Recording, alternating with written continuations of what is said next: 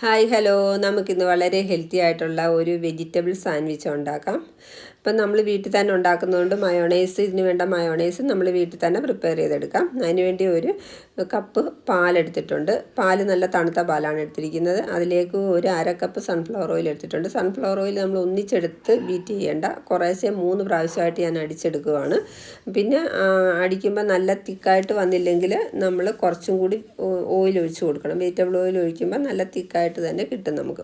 പിന്നെ ചോപ്പ് ചെയ്ത വെളുത്തുള്ളി 1 ടീസ്പൂണ്, പിന്നെ 1 ടീസ്പൂണ് വിനാഗിരി, പിന്നെ ആവശ്യത്തിന് ഉപ്പ്, ഒരു പഞ്ചസാരയും കൂടെ ചേർക്കുന്നുണ്ട്.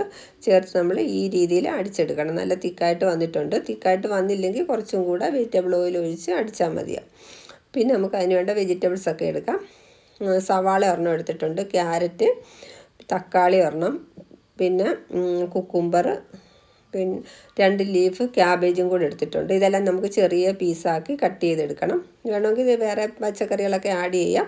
നമുക്കിപ്പോൾ വീട്ടിലുള്ള സാധനങ്ങളാണ് ഇത്രയും എടുത്തിരിക്കുന്നത്. ക്യാപ്സിക്കം, സ്പ്രിംഗ് ഓണിയൻ ഒക്കെ എടുക്കാം, അതൊക്കെ നല്ലതാണ്. ഇതിപ്പം എൻ്റെ കയ്യിൽ ഇത്രയേ ഉള്ളതുകൊണ്ട് അത്രയേ എടുത്തിട്ടുള്ളൂ.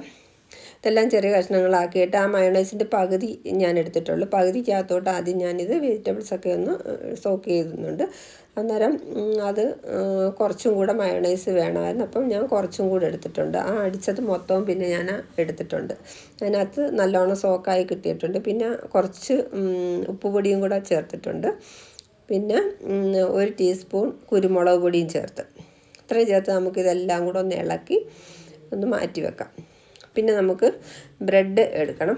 ബ്രെഡ് എടുത്തിട്ട് ഞാനിത് ബട്ടറിനകത്താണ് മൊരിച്ചെടുക്കുന്നത്.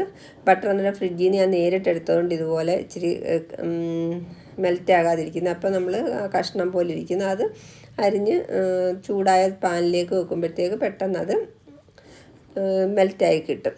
പിന്നെ ബ്രെഡ് വെച്ചിട്ട് നമുക്ക് ചീസ് ഞാൻ ഒരു സ്ലൈസ് ഇടുന്നില്ല, അത് കട്ട് ചെയ്തിട്ട് അതിൻ്റെ ഒരു 1/4 ഭാഗമാണ് ഒരെണ്ണത്തിൽ വെച്ച് കൊടുക്കുന്നത്. വെച്ചിട്ട് നമുക്ക് അതിനകത്ത് അടുത്ത ബ്രെഡും ഇതുപോലെ തന്നെ കുറച്ച് ബട്ടർ വെച്ചിട്ട് 2 വശവും ഒന്ന് മൊരിച്ചെടുത്തിട്ട് ഇതുപോലെ നടുക്ക് നമ്മുടെ ആ ഫില്ലിങ് വെച്ച് കൊടുത്ത് അടുത്തത് വെച്ച് കവർ ചെയ്തിട്ട് നമ്മൾ ഈ ചീസ് പെട്ടെന്ന് ഇങ്ങനെ ചൂടോടെ അതേ വെക്കുന്നതുകൊണ്ട് പെട്ടെന്ന് മെൽറ്റായി കിട്ടും, ചൂടുള്ളതുകൊണ്ട്. പിന്നെ നമ്മൾ ഇതിൻ്റെ സൈഡൊക്കെ ഒന്ന് കട്ട് ചെയ്ത് നമ്മൾ 2 കോൺ ഷേപ്പിലാക്കി എടുക്കണം. ചെറിയ ചൂടോടെ തന്നെ നമ്മൾ 2 സൈഡും കട്ട് ചെയ്ത് ഇപ്പോൾ അങ്ങനെ ഓരോ ബ്രെഡും നമ്മൾ എടുക്കണം. ഈ 2 ബ്രെഡ് വെച്ച് 2 സൈഡിലും ഇതുപോലെ ബട്ടർ തേച്ചിട്ട് നടുക്ക് ചീസ് ൻ്റെ സ്ലൈസ് വെച്ച് പിന്നെ അതിൻ്റെ മുകളിൽ ഫില്ലിങ് വെച്ച് അടച്ച് എടുക്കുന്നുണ്ട്.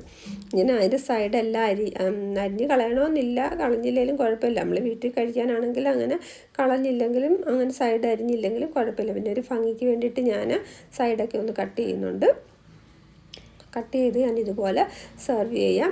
നല്ല ടേസ്റ്റി ആയിട്ടുള്ള ഒരു സാൻഡ്വിച്ചാണ്. നമ്മുടെ വീട്ടിൽ നമ്മൾ ഉണ്ടാക്കുന്നതുകൊണ്ട് നമുക്ക് ഹെൽത്തി ആയിട്ടുള്ളതും നമുക്ക് വിശ്വസിച്ച് കഴിക്കാൻ പറ്റുന്നതുമാണ്.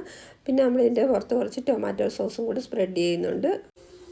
വീഡിയോ ആദ്യമായിട്ട് കാണുന്നവരാണെങ്കിൽ ഒന്ന് സബ്സ്ക്രൈബ് ചെയ്യണേ. അപ്പോൾ അടുത്ത വീഡിയോ ആയിട്ട് വീണ്ടും കാണാം. Okay, thank you for watching.